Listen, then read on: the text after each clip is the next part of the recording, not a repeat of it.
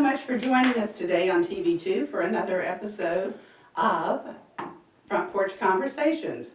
This is a program we started recently to interview members here at Advent Christian Village and learn a little bit about them and history and their backgrounds. And maybe watching this interview you'll find something you have in common, or maybe you would just want to meet this person. So I'm here today with Sue Farthing. Welcome, Sue. Thank you for having us. I'm glad to have you here. Thank you. It's a pleasure. Well, what we want to do in our conversations is just pretend like we're sitting on the front porch and visiting. Suntan. Yes, suntan and just relax and enjoy this time together. Thank you. How about telling me where you were born and grew up? And Grew up and was born in a nice-sized town called Peterborough, Ontario, Canada, which is about an hour and a half northeast of Toronto. Most people are aware of where Toronto is. And had a good upbringing. I've got 2 older brothers, and life was good back then. And then in '74, I immigrated to the United States, to San Diego, and I got a job with the state of California, the Department of Motor Vehicles, and I ended up working there for 30 plus years before I retired. well, this leads me to the question of Sue. I know you speak French. Oh, and très peu. I forgot most of it, but yes. But you grew up speaking French. Yes, because of the French Canadians and everything's in dual language. And I took French in school and everything. So, yes, I used to be able to speak quite fluently. And I learned this about Sue when we were working on a dinner for Riverwoods. Our theme was French. Anyway, And that was a lot of fun to yes, do it that was together. enjoyable, very much, yes. Well, I just wonder what it's like to work for the Department of Motor Vehicles. I bet you did, for that many years, you probably did a variety of things. Yes, you start at the bottom. When I got hired, I was actually hired and fired 3 times before I actually got on full-time with the state, because you always have to take a civil service test and then go up the next level and then apply for that. You have to start out part-time and then you have to work your way up and then try for the full-time and everything. So it was an interesting little journey, but got through it and enjoyed my years with the state. It was a hard job when you hit people up for money and take their driver's licenses and stuff like that. It's a very high pressure job. But most people, like anywhere, are great. Your fellow employees are great. And it was a good, secure job, and I did enjoy it for many years. Yes, I got to be manager and of an field office. And I went from San Diego. I was there 8 years. Then I was shipped out to the desert to a little town called El Centro, as we call it, El Sueto. And was there 2.5 years. And then I went from the southernmost office to the northernmost office. I was the only employee to ever do that. Up to a little town called Tule Lake, California, which is 3 miles from the Oregon border inland, and was there for close to 30 years when I retired. Yes. So by just moving for your job, you got to see a good bit of California. One end to the other, yes, and I made sure I enjoyed the drive to the new place. What's your favorite part of living in California?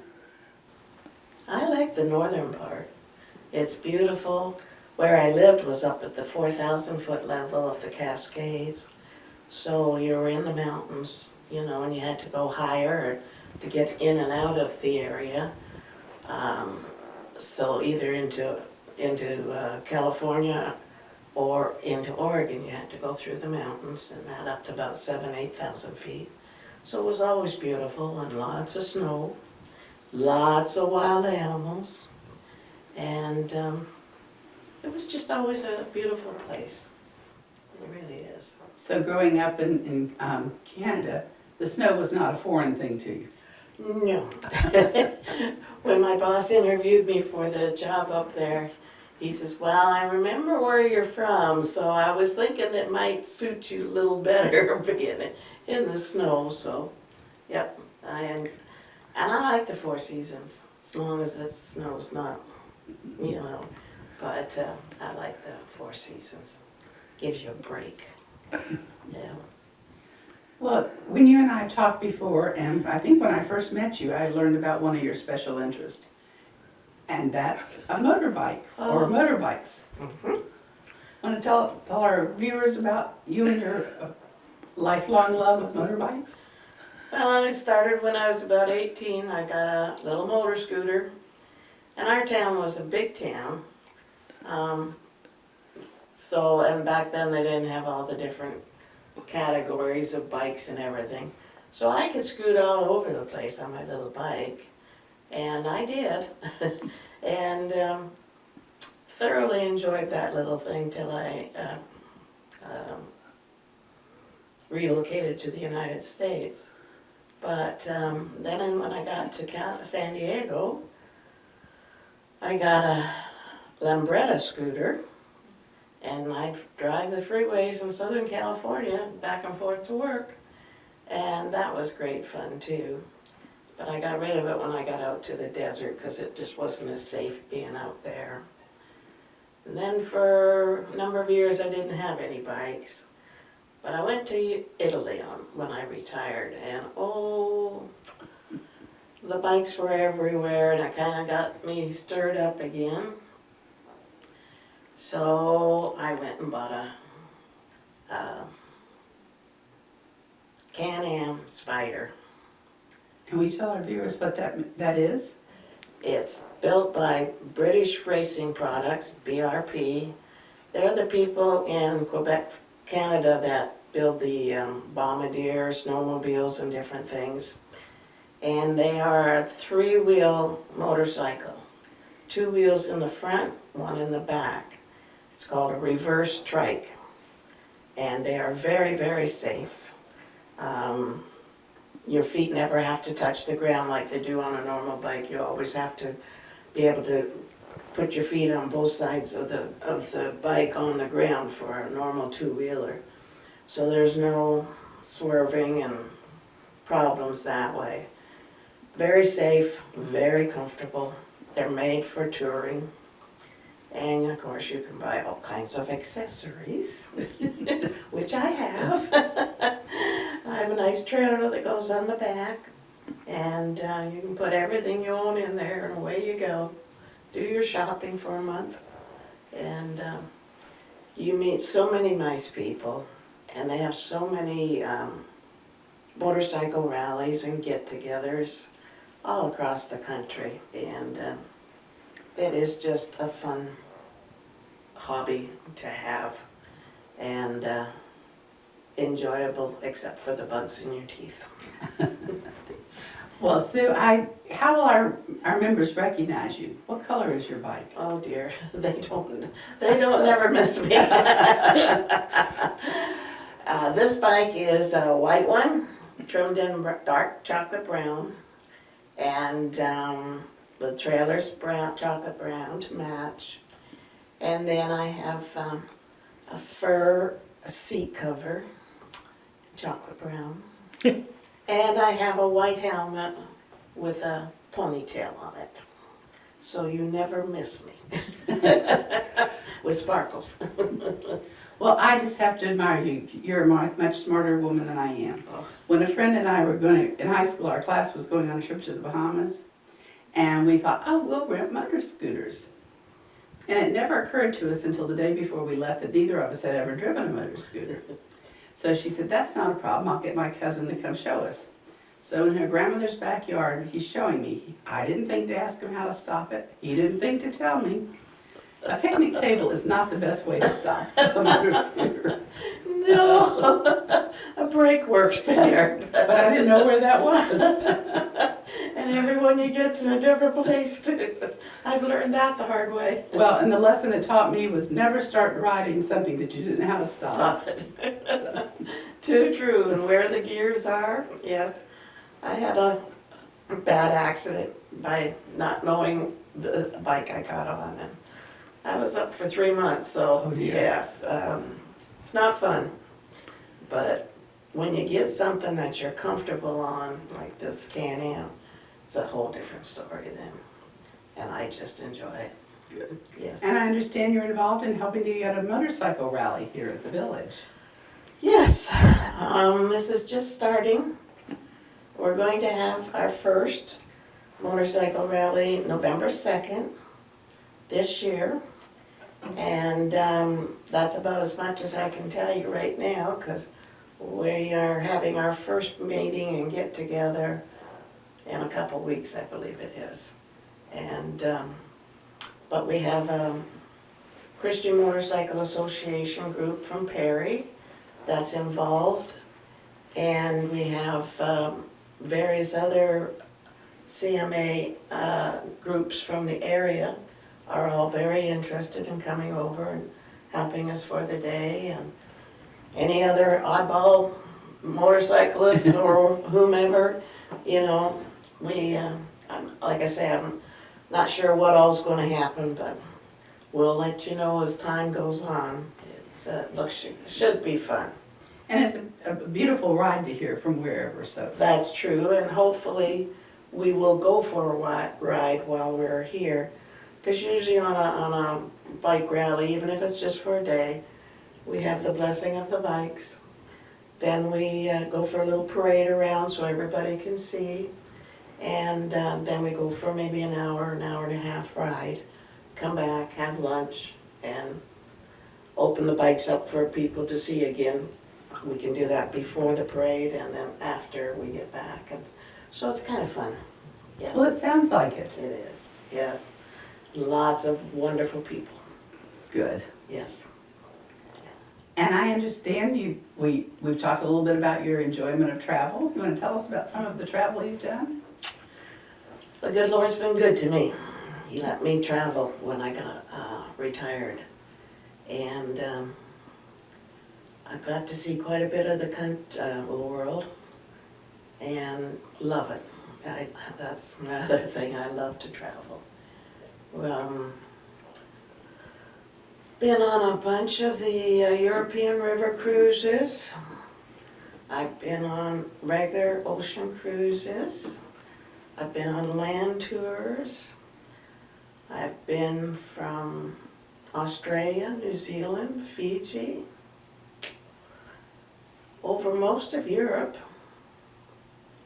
the UK, a lot of United States and Canada on different trips. And there again, the history is so marvelous, especially in Europe, because there's so much history. And the people, the way they live, their food, how proud they are to be the nationality they are. And there again, you meet some wonderful people on these tours. And I always go with a tour group because it's a little safer and a lot easier than getting lost everywhere. But done Alaska. The Lord has made a beautiful world. Yes, absolutely. And you cannot not enjoy it when you look at it and see how beautiful it is. And how different it is in so many different locales. Yes, I mean, it's just unbelievable, you know, when you look at it all. I can remember being in Fiji watching a group of little young kids singing for us. And we were on the ocean front, you know, and everything. And I'm looking out there and all of a sudden, oh Lord, it's so beautiful. You know, and here I am here. I never, ever thought I'd do it. travel anywhere when I was young, It's just, I'm so thankful, so very thankful. Met some great people that are still dear friends. Yes, That's wonderful. yes. Now, where would you like to go that you've not been? South Africa and the Mediterranean. Well, I hope you get to make both of those trips. I do too, but age is creeping up whether we like it or not. But, well, time will tell. That's right. Yes, that's my two that I haven't been to. Yes. Well, tell us how you found out about Advent Christian Village and what brought you here. I still am, avid follower of Gaithers and their music. And I used to get their catalog when they made it Homecoming.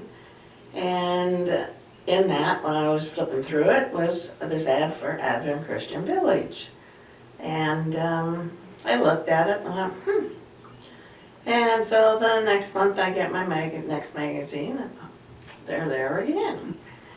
And about the third time I thought, okay, why don't we look at this, instead of going, So I did, and it sounded interesting, so I got on the internet, checked it all out. A whole lot more than what was in the little ad. And so I phoned my travel mate, who lives in Wisconsin, and I said, want to go for a trip to Florida? Sure. So she flew down and I flew out from Northern California and rented a car, and down we came to Advent Christian Village. Got to do the tour and spend a couple days here, and we were both very, very impressed. And I'd already had my house up for sale for 4 years, and nothing ever happened, so, okay, it's the Lord's hands. So we went back to our homes, and it was another 2 years. And somebody came to the house and said, I want it. I said, sold. And so I phoned Karen Thomas, and I said, do you have any places? Because I'm coming. She says, we've got Taylor Commons. I said, okay, it's mine. And I drove out from Northern California with my kitty, and away we came. And haven't regretted it since. So, yes, enjoy every second. Well, I know that since you've gotten here, you've become involved in activities at the village. Very involved. And you're serving as an officer for the membership association. I'm a secretary. And it's interesting how much the association does do for the public and the members that people don't realize. And we just wish that more people would be involved. This is their membership. They pay for this. This is what they are members of. And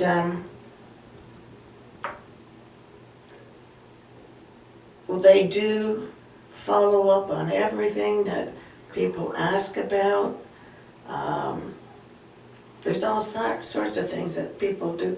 The association does for the people that people don't realize, and it's a wonderful group.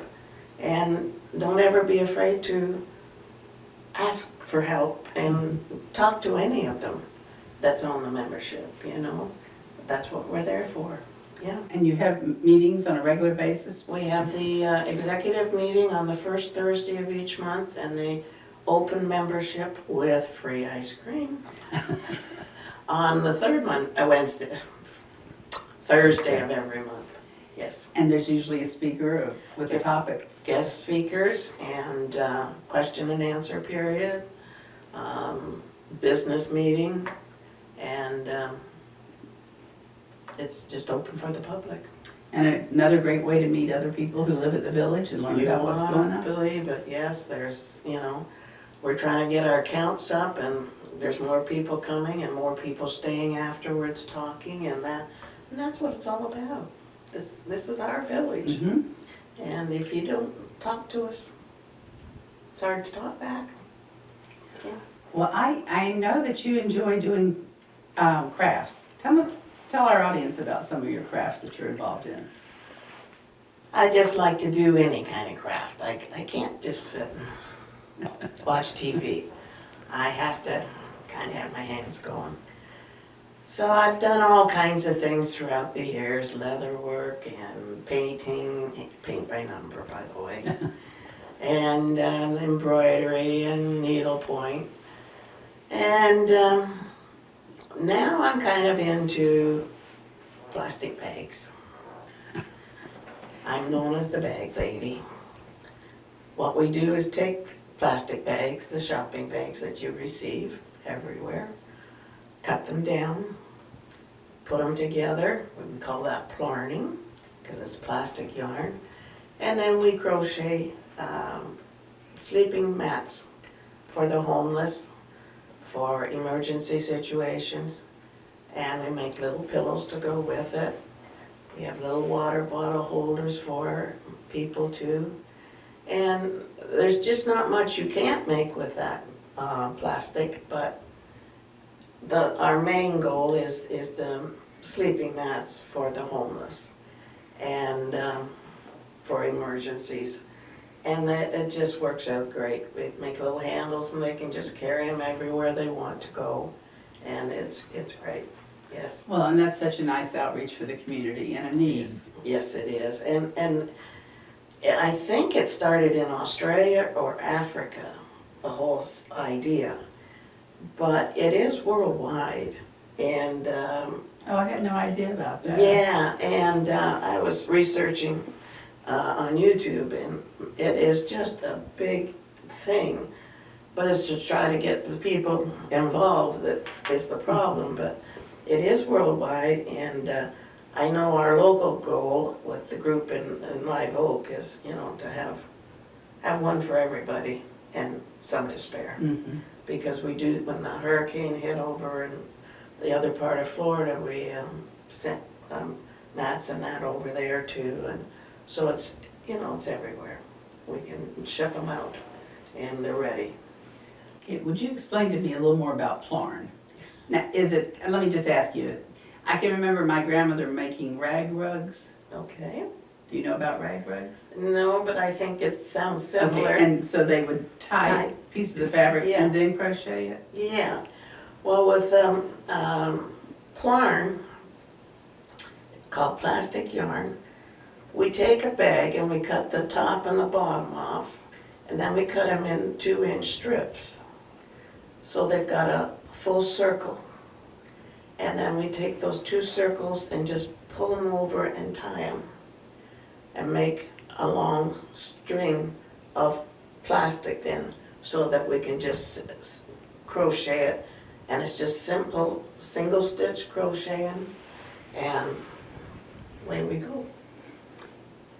So when you read in the Friendly Neighbor News that the library wants your plastic bags, that's what they want them for? That's what they want them for. And bless their hearts,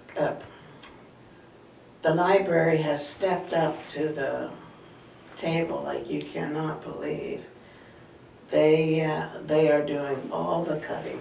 They are doing all the plarning, putting the strands together.